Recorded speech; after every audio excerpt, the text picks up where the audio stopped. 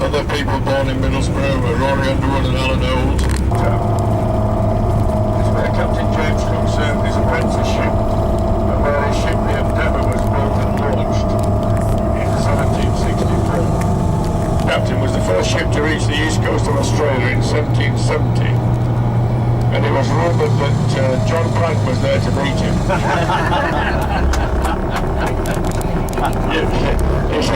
He said he was the oldest person on this coast, but I don't think he's that old, really. British fish and chips, the best fish and chips in the world, in Whitby.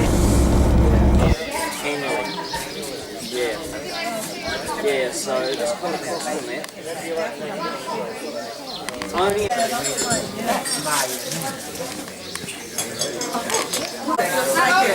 Yes. Really? That would be right. Right? Okay.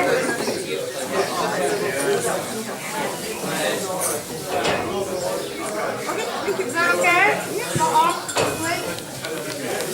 Tea or coffee? Yeah, no, this one's alright, thanks.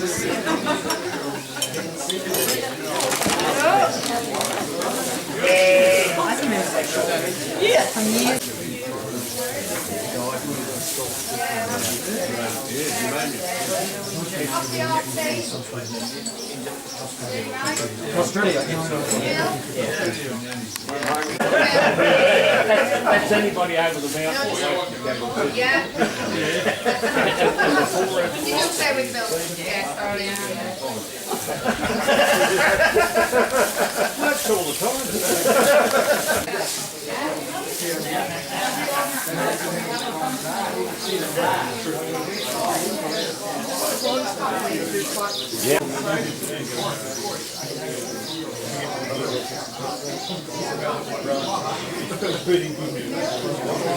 all right. Are you sure? You sure?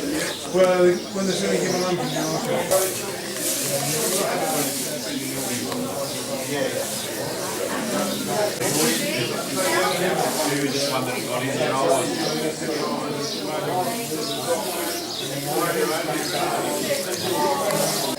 and put on the flats, which are lower than testing. Let's put that on as well.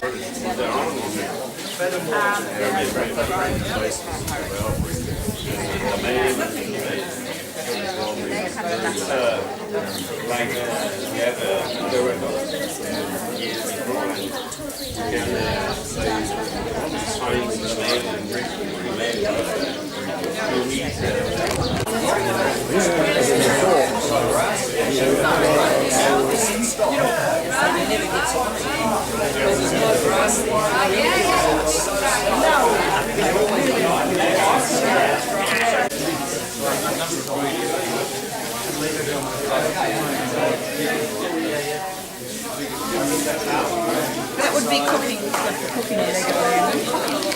We're privileged to be here on this farm today. Last night, as you would realise, comparing it to this farm, there's hardly any comparison really. That was a wonderful farm that we went to last night, wonderful stock and everything. But this farm is just as important as the farm last night in the British sheep industry, in that it breeds Swailedales, which when crossed with the bluefaced around will produce the North Country mule, which is the backbone of the commercial sheep industry of this country. That's what he told me to say anyway. Very respected Swailedale breeder, and also breeder of the elusive blue-faced Leicesters as well. But mainly a Swailedale breeder from a place called Bransdale, which is near Hemsley. We'll be going through Hemsley this afternoon. A great part, or a significant part of Tim's year is scanning sheep for pregnancy. How many will you do in a year? 110,000. 110,000. So, you know, you might say, what does he do after breakfast? But that's what another part of what he does. But Tim's just going to say something about the Swailedale breed. Right, well I'd like to first of all welcome you all to the North York Moors. Thank you. You've come a long way, a lot of you. I've learnt a lot already. I'll try and remember it. But what you know, it's good for an opportunity for us as Swaledale breeders that you're interested in what we're doing. And just to give you a little bit of history of the breed, in the early 1900s there would mostly be just a lot of different breeds of horned sheep roaming around the moors and the dales, and then say just after the First World War, quite a few men, especially up in the Swaledale, Arkengarthdale area, got themselves together and decided they wanted to take the Swaledale on another road and make it a pedigree breed and get a pedigreed flock book. So we all had a record of all the pedigrees of every ram that was being used, and to this day we're still doing that.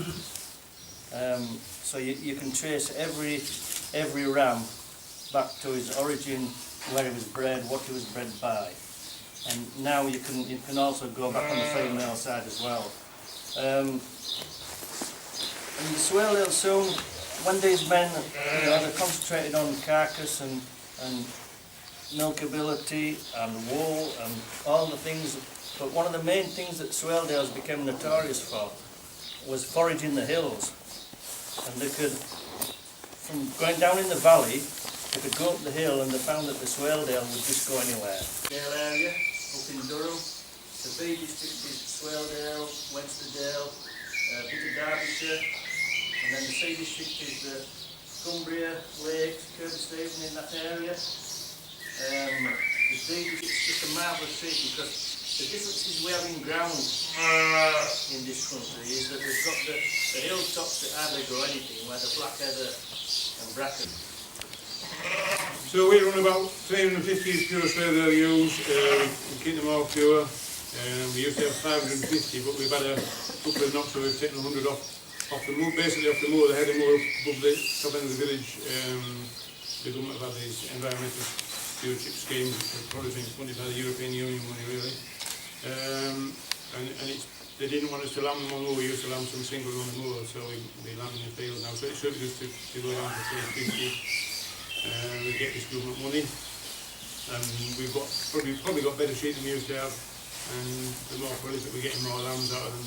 The being less on the moors are probably doing that, and she got it out, but as she was doing it, her handbag slid down her arm, and when the lamb went off, it went off with her handbag.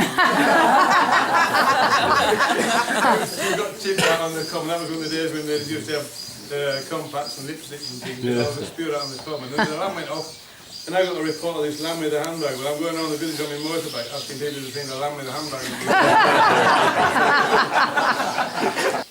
They didn't mention another aspect of the Swaledale breed, and it's not surprising that they didn't, because they're probably too modest to do so. But I've done quite a lot of genotype testing, as they say, and quite a lot of it has been to Swaledale breeders. And they are remarkable people. They're so welcoming, so hospitable, so amusing sometimes. I was always looking forward. I mean, obviously there are one or two that aren't. Most of them, that's what they are. And you've seen that today here as well. And thank you, Reg, for putting on this tremendous show. And thank you also, Tim, for coming from Bransdale up to give a background talk and things. So thanks very much.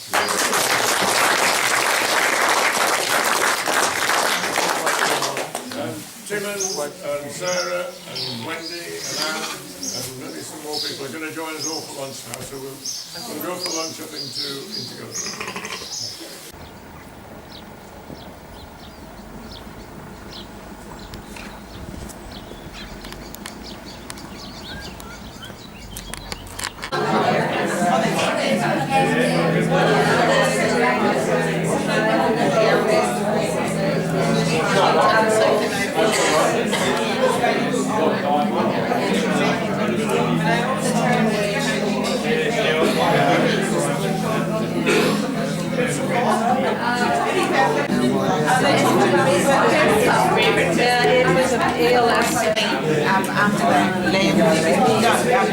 Over the summer they go wild on the moors, and and they don't have them down here on the lower land because in the high rainfall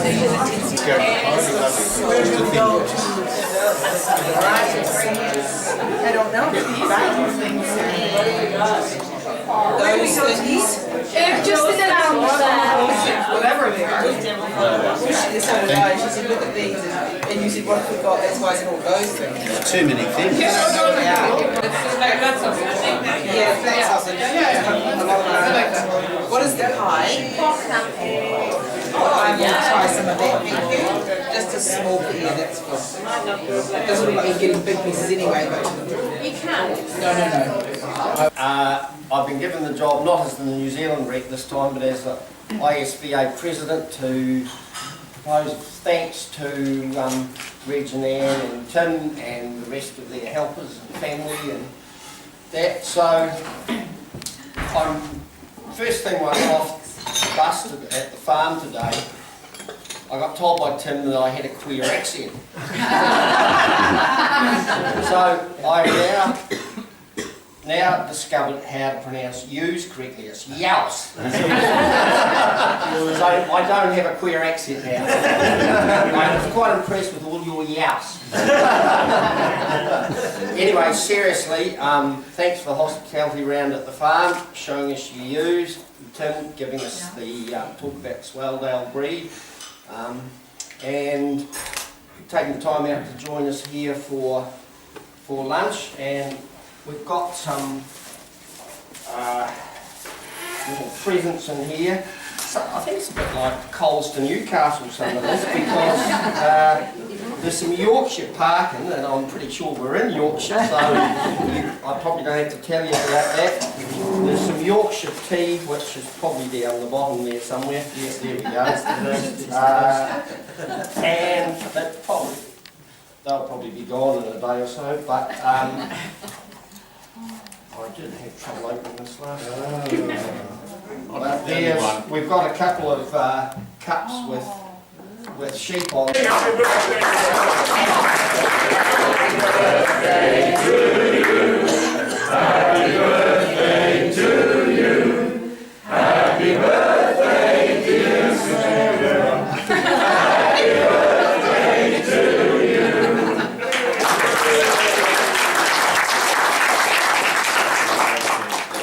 Now I presume you want Yes, everyone on the bus, on the please. bus, please.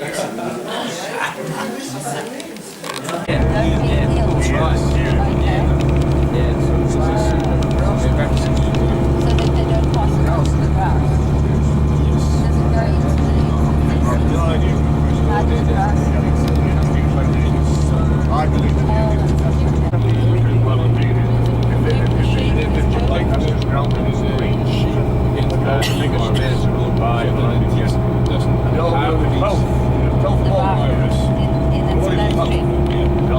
it's formed by a process called spring sapping, and that's where the water is welling up from the hillside, undermines the slopes above, so it eats the rock away grain by grain. And over thousands of years, the narrow valley has widened into this enormous cauldron, and it still continues to this day. It's a really good walk. You can sort of walk down here and right the way around it and come back again. That's the whole of Hawkham. Now it's the races today, and so we've hit a bit of a problem about the parking the coach. I've been speaking to Jim White, who is James Elliott's son, and he said that there is room in a car park, and that's where we're going to try and go, and he's going to be looking out for us. So. Sorry.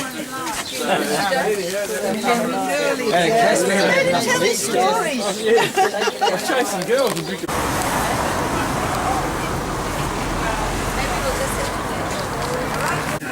We heard from them by 11 o'clock. They were prepared at once to withdraw their troops from Poland. Now are you happy? War with English between us. I have to tell you now that no such undertaking has been Crazy. stop what they have now. And the consequently is at war with Germany. They even make their shells ridiculously strong. She could just be buried in bricks.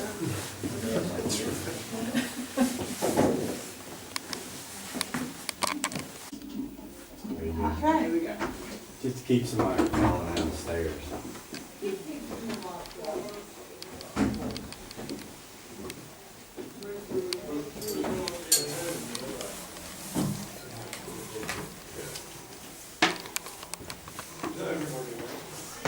Oh yeah, one more.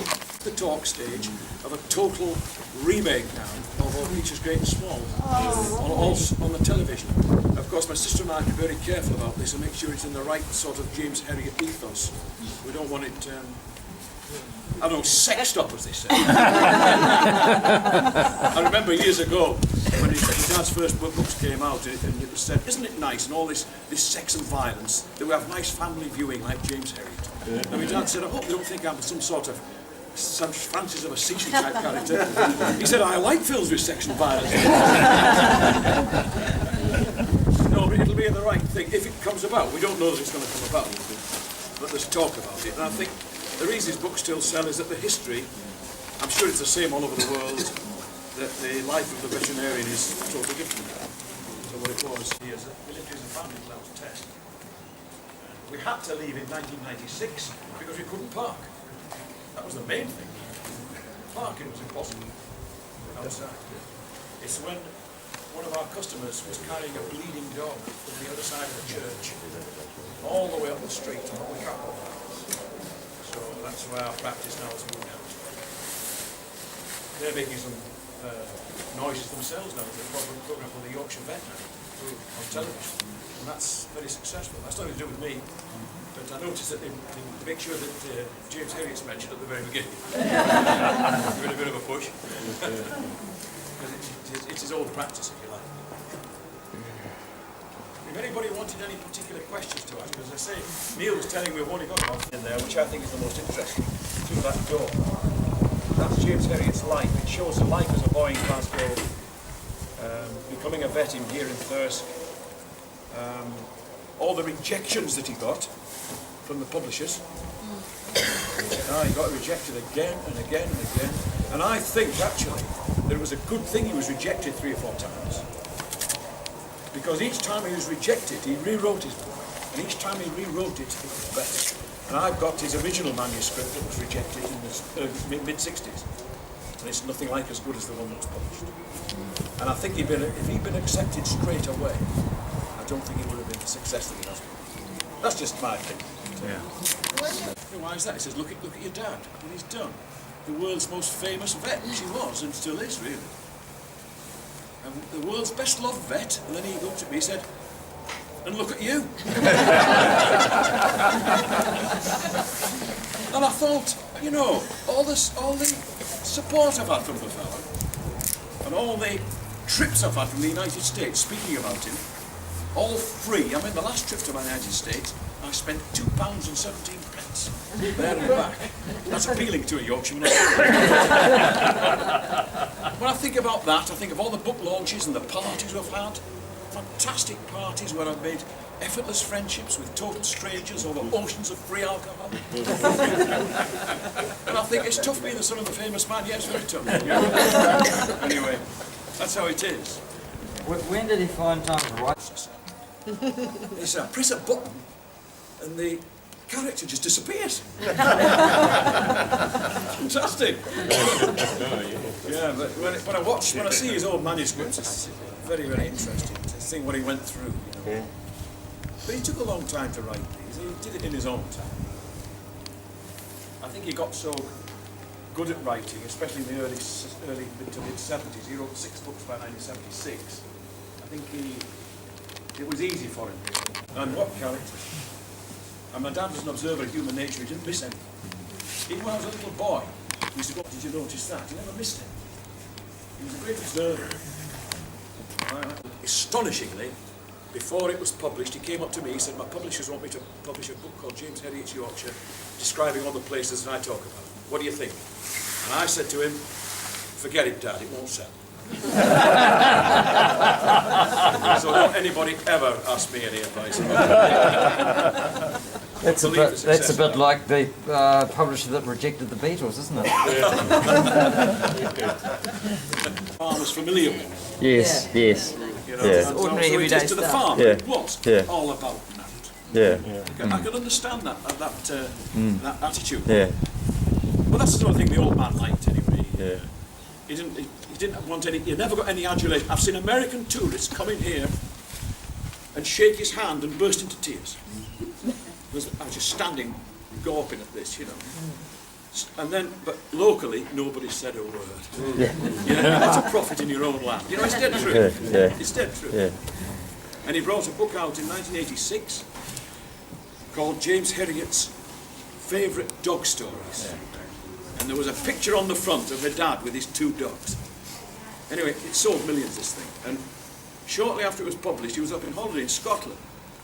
And before breakfast, it was a fine morning, he's walking his dogs outside the hotel. And a Scotsman came up to him and said, "By any chance am I speaking to James Herriot?" And my dad said, "As a matter of fact, you are." He said, "I didn't know my face was so well known." And the Scotsman said, "It wasn't you recognised, it was the 2 dogs."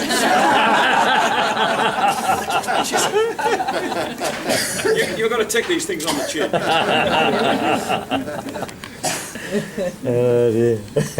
Which was his name, Alf White. Because in those days, it was after a football player. But he caught, in those days, there was a thing called professional etiquette, that you weren't allowed to use your name because it was construed as advertising. But you can do it now. Yeah. It's a bit different, I suppose, more commercialised now. So he had great difficulty getting a name because every time he thought of one, there was a vet called him. Until eventually he's watching a football match one night and Birmingham City goalkeeper was called Jim Herriot. And he thought, that's a good name. So he reached again to the veterinary register and there wasn't a vet called Herriot. And that's it. And you got these Americans, some of them were writing in and saying, "You know, my Uncle Humphrey, he's called Herriot, maybe we're related, are we, you know?" So, no, terribly sorry. Sorry about that. Thomas, being a writer of fiction, he thought his stories are obviously made up. And when I speak to, for instance, vets, farming communities, you know it's not made up, because they often say to me, the farmers especially, now we don't read all that many books, but most of the farmers in here have read your dad. That's astonished me, they all read them. And why? Because they say it's all happened to us. Yeah. So they identify with the authenticity really of his stories. And to say that they're fiction, at the bottom of the letter he said, "By the way, why have you written this as a novel? You wrote it as a novel." He said, "What you're writing about is obviously true. It's happened. So why did you rewrite it in the first person? It's obviously it's a biographical. It's far more appealing." You know, Morty thought about that, and it's when he'd written it in the first person. I think that woman deserves a lot of credit. I really want to thank Jim for turning out this afternoon, because he's only just got back from another engagement over in the Lake District, and he just literally turned around and come here to see us. So It's making it a video. One set, please. And turn over. Just while we're doing the thanks and that, there's some other people that need thanked. Of course, that's Sam and Maureen. So we've taken up a little collection here, and there's a signed card. We've got a voucher for you to spend in the garden. I won't say on plants because that has horrible connotations. But maybe you can get some garden furniture or a tree to remember us all by. But anyway, there's this here. I'll just deliver it down the bus.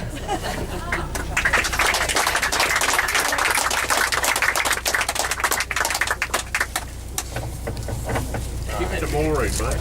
Yeah, oh, there we go. So there's a voucher in there and the card. Thank you very much. You didn't have to. Great you job. Didn't. It's been a great fun. Yeah. you've been a bloody good leader. Oh, it's a lot of fun. Enjoyed it. Yeah, enjoyed it. Well.